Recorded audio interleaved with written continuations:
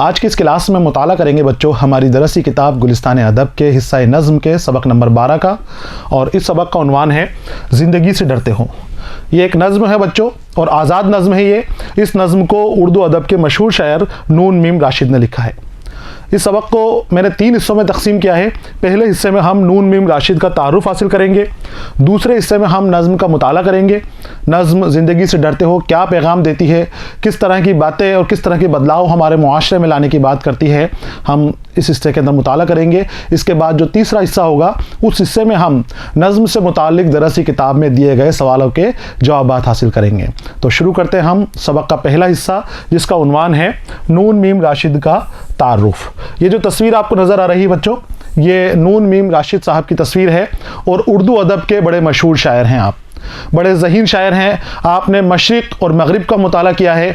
जिस तरह से अल्लामा इकबाल मगरिब के ऊपर मशरिक़ को फ़ौक़ियत देते हैं, आपने भी मगरिब की जो परेशानियां हैं, मगरिब की जो कोताहियां हैं जिसकी वजह से मशरिक़ में परेशानियां उठ रही हैं, मशरिक़ के लोग परेशान हो रहे हैं, उन बातों की तरफ आपने नज़र उठाई है। जदीद शोरा में आप शुमार होते हैं और आज़ाद नज़्म के बानी आप माने जाते हैं। आपने आज़ाद नज़्मों की शुरुआत की।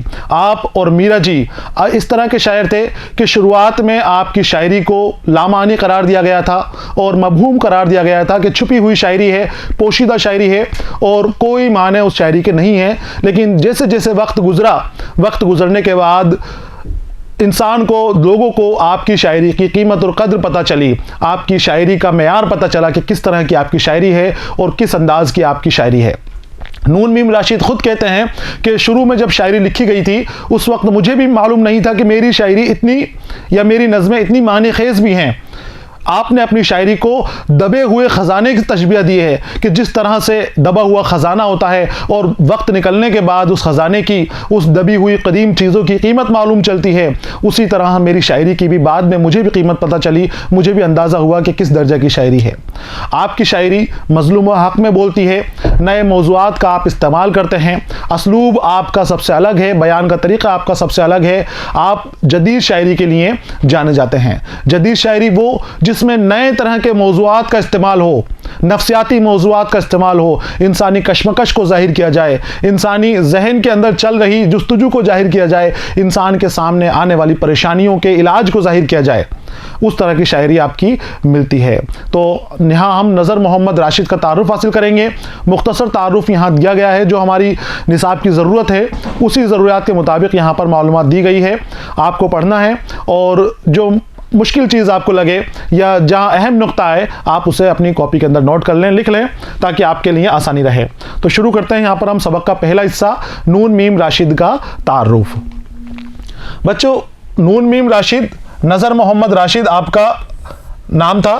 नज़र मोहम्मद नाम और राशिद आपका तखल्लुस था।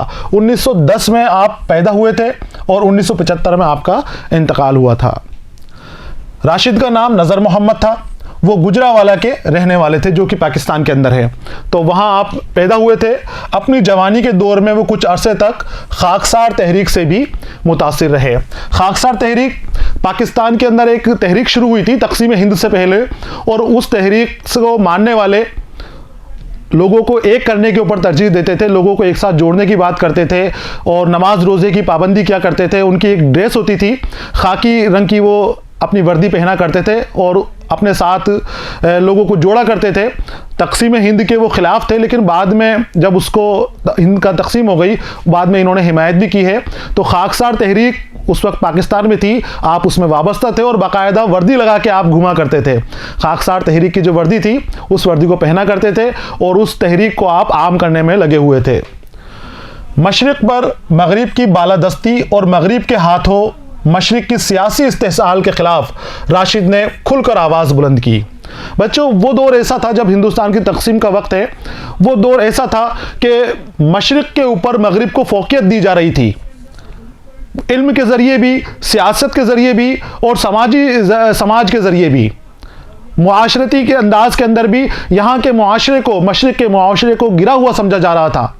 मगरिब को तरजीह दी जा रही थी, मगरिब की चीज़ों की नकल की जा रही थी, जबकि वो बदकारियाँ थीं, वो फहश चीज़ें थीं, लेकिन मगरिब को मशरिक़ से ज़्यादा तवज्जो दी जा रही थी, तरजीह दी जा रही थी। जो मशरिक के मुताबिक काम करता था, मशरिक के मुताबिक चलता था, तो उसको गिरा हुआ समझा जाता था, उसको आउटडेटेड समझा जाता था। लेकिन नज़र मोहम्मद राशिद ने इस चीज़ के ख़िलाफ़ आवाज़ उठाई। आपने बताया कि मगरिब जो अपने आप को बड़ा समझता है, अपने आप को आगे समझता है, तरक्की याफ्ता समझता है, असल में वो तरक्की याफ्ता नहीं है।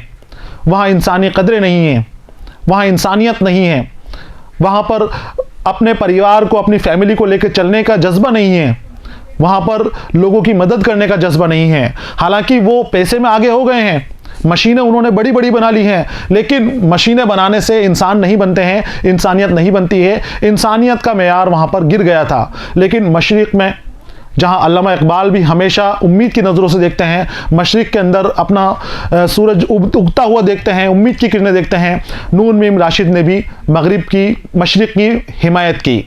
मगरिब को आपने तर्क करने की कोशिश की, मगरिब की आपने जो बुराइयां थी वो निकाल के सामने जाहिर की, और जो सियासती अंदाज में भी, सियासती तौर पे भी मगरिब के रहनुमा अपने आप को बड़ा बताते थे और यहाँ के लोगों को कमज़ोर मानते थे, उनकी भी आपने खुलेआम मुखालिफत की। उस वक्त अंग्रेज़ हुकूमत थी, लेकिन आप घबराए नहीं, आप खिलाफत के ऊपर अपनी नज़में लिखते रहे।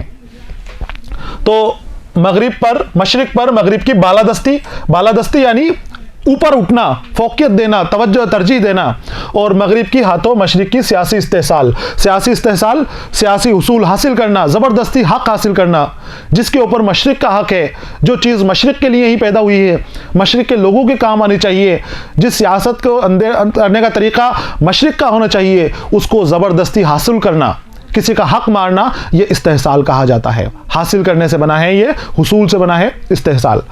तो इस्तेहसाल के खिलाफ राशिद ने खुलकर आवाज़ बुलंद की। अपनी अमली ज़िंदगी के आगाज़ में राशिद कुछ दिनों तक ऑल इंडिया रेडियो से वाबस्ता रहे। ज़िंदगी का खासा बड़ा हिस्सा मुलाजिमत के सिलसिले में उन्होंने ईरान और फिर UNO में गुजारा। आप जो मुलाजिमत कर रहे थे हिंदुस्तान की, तो उस वक्त अपनी मुलाजिमत के सिलसिले में आपकी ज़िंदगी का बड़ा हिस्सा UNO में गुजरा और ईरान के अंदर गुजरा। वहाँ बाहर आप रहे और वहीं आपने नज़रिया देखा लोगों का, वहीं आपने मशरिक़ का नज़रिया देखा कि मशरिक़ को किस तरह से समझा जा रहा है। UNO में रहते हुए ही, यूरोप में रहते हुए ही आपने यहाँ पर समझा कि मशरिक़ ही आगे रहेगा और मशरिक़ ही बदलाव ला सकता है। मगरिब में पैसा है, मगरिब में ताकत है, लेकिन इंसानियत नहीं है। इंसानियत मशरिक़ के अंदर आपको नज़र आई। तो उनका पहला मजमुआ मावरा उर्दू शायरी में एक नए तर्ज एहसास और इजहार का तर्जुमान है। पहला शायरी मजमुआ है आपका, और मावरा इसका नाम है। बच्चों ये बहुत अहम है आपके लिए, मोस्ट इंपॉर्टेंट है, आप इसको लिख लें। मावरा का मतलब होता है जिसकी कोई हदें नहीं हो, आज़ाद हो। तो मावरा के अंदर आपने नज़में शामिल की और आज़ाद नज़में शामिल की। यहाँ आपने नई तर्ज दी, नया अंदाज दिया। आज़ाद नज़में उससे पहले कबूल नहीं थी, आई थी पहले, लेकिन वो कबूल नहीं थी, लोगों को पसंद नहीं आती थी।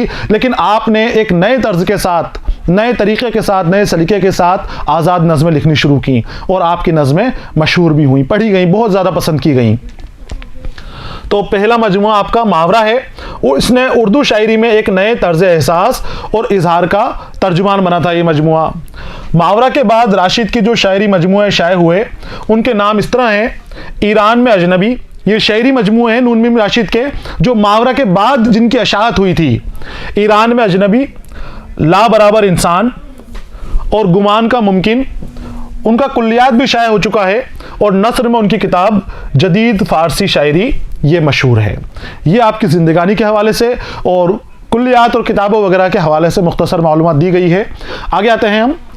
राशिद की शायरी का इम्तियाज़ अगर देखना हो तो राशिद की शायरी का सबसे बड़ा इम्तियाज़ उनकी दानिशवराना हसैयत है। हसैयत यानी एहसास करना, महसूस करना, किसी चीज़ को महसूस करना। हसीयत हिस्स से बना है, और हिस्स का मतलब होता है किसी चीज़ का एहसास करना। तो अक्लमंदाना, दानिशमर्दाना आप महसूस करते थे चीज़ों को। बुराइयां और अच्छाइयां मुआशरे में किस तरह से फैल रही हैं, गिरती हुई कदरों को आप महसूस कर रहे थे, और इंसानी मेयार को उठाने के लिए आपने शायरी की है। आपने खुद ने एक जगह कहा है कि आपकी जो शायरी है, या खुद कहते हैं कि मेरी जो शायरी है वो अल्फाजों का खेल नहीं है, वो मज़ा लेने की चीज़ नहीं है। मैं अपनी शायरी के ज़रिए आने वाली नस्लों को और आज के नौजवानों को बेदार करना चाहता हूँ। मैं उनके दिल में खलबली मचाना चाहता हूँ कि वो अपने आप को समझें, अपने आप को देखें कि वो क्या कर रहे हैं। आने वाली नस्लें भी जब मेरी शायरी पढ़े, मेरी नज़्में पढ़ें, तो वो सोचने पर मजबूर हो जाए, फिक्र करने पर मजबूर हो जाए कि हम क्या हैं और हम क्या कर रहे हैं। तो आपकी शायरी खलबली मचाने के लिए शायरी लिखी गई थी कि लोगों को फिक्र करने पड़ जाए, तवज्जो दिलाना चाहते थे आप गिरते हुए मेयारों पर, गिरते हुए कदरों पर, मुआशरे में जो बदहालियाँ फैली हुई थी, बदअमनियाँ फैली हुई थी, उनकी तरफ आप तवज्जो दिलाना चाहते थे। तो दानिशवराना हसैयत आपकी शायरी का इम्तियाज़ है। इकबाल के बाद अपनी शायरी के वसीले से राशिद ने मशरिक की फ़िक्र और दानिशवराना रिवायत को एक नई जहत दी है। मशरिक और मगरिब का नज़रिया अल्लामा इकबाल ने पेश किया था। अल्लामा इकबाल कहते थे कि मशरिक वही जगह है कि जहाँ से उम्मीद की किरण निकलेगी।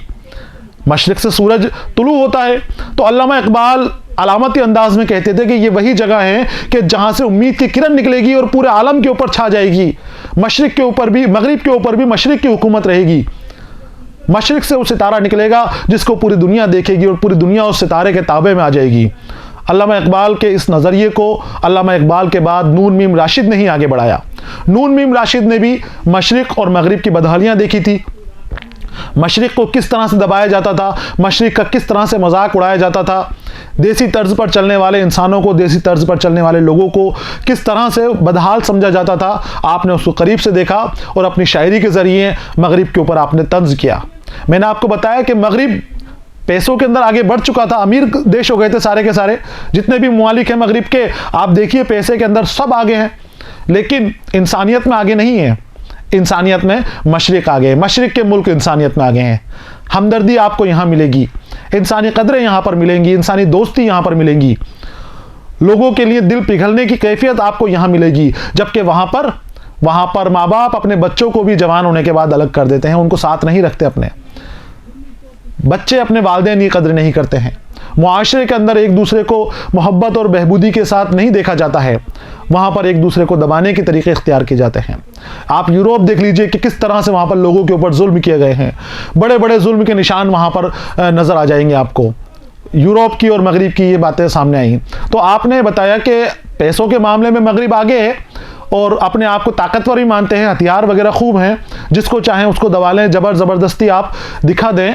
लेकिन इंसानी कदरों की बात की जाएगी, इंसानियत की बात की जाएगी, तो मशरिक ही इस मामले में आगे रहेगा। मशरिक इस मामले में कभी भी पीछे नहीं रहने वाला। तो अल्लामा इकबाल के नज़रिए को नून मीम राशिद ने भी आगे बढ़ाया।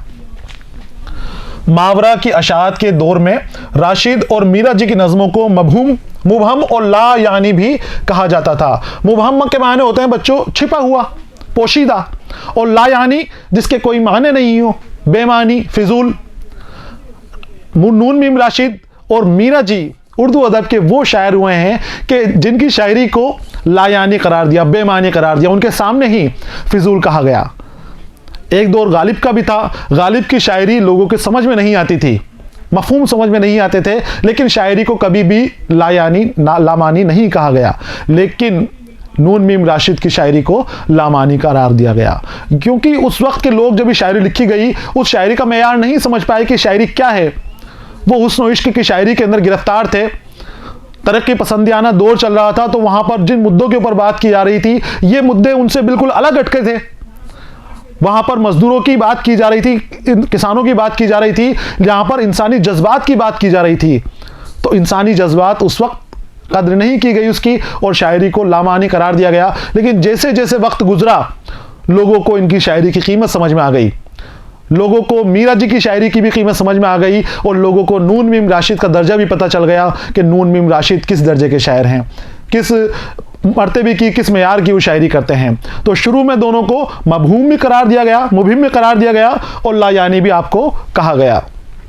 लेकिन जैसे जैसे शायरी का मजाक बदलता गया, राशिद और मीरा जी के शेरी मुहसिन और उनकी अदबी खिदमात का एतराफ़ भी आम होता गया। राशिद का शुमार 20वीं सदी के अहम तरीन शायरों में होता है। शुरू में मुबहम कहा जा रहा है, और बाद में आप देखिए कि 20वीं सदी के जो अहम शायर हैं, जो बड़े नाम हैं, कद्दावर नाम हैं, उन नामों के अंदर आपको शुमार किया गया। तो नून मीम राशिद उर्दू अदब की बड़ी हस्ती है। यहाँ पर बच्चों नून मीम राशिद के हवाले से जो मालूमात दी गई है वो मुकम्मल हो गई है। इसके बाद अगले हिस्से में हम नून मीम राशिद की नज़्म, आज़ाद नज़्म ज़िंदगी से डरते हो का मुताला करेंगे। बच्चों इस नज़्म के अंदर नून मीम राशिद ने इंसान को उसकी हैसियत बताई है, इंसान को उसकी वक़्त बताई है और पैगाम दिया है कि अगर जुल्म के ख़िलाफ़, आदमी के ख़िलाफ़ हो रहे जुल्म के ख़िलाफ़ अगर आदमी ही नहीं बोलेगा तो फिर कौन बोलेगा। अब कोई मसीहा नहीं आने वाला है, अब कोई दर्द व गम को दूर करने वाला नहीं है।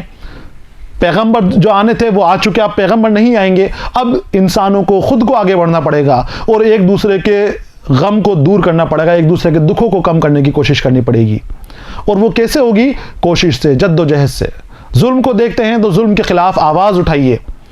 इंसान के लिए इस कायनात को बनाया गया है और इंसान के साथ काम करेगा तो इस कायनात को खूबसूरत बना सकता है, वरना ये दंगे फसाद के अंदर कायनात पूरी ख़राब हो जाएगी, पूरी दुनिया ख़राब हो जाएगी। नून मीम राशिद ने पैगाम दिया है कि अच्छे दिन आएंगे, लेकिन तब आएंगे कि जब आप जुल्म के ख़िलाफ़ बोलेंगे, आप सामना करेंगे, बुराइयों का सामना करेंगे, अपनी अच्छाइयों से लोगों को सुधारने की कोशिश करेंगे, सीधे रास्ते पर लाने की कोशिश करेंगे। और तरीक़ा भी इस नज़्म के अंदर आपने बताया है। अगले हिस्से के अंदर जो सबक का दूसरा हिस्सा होगा, हम नज़्म ज़िंदगी से डरते हो का मुताला करेंगे। उस हिस्से तक आपको इंतज़ार करना है। पढ़ते रहिए, खुश रहिए। अलविदा।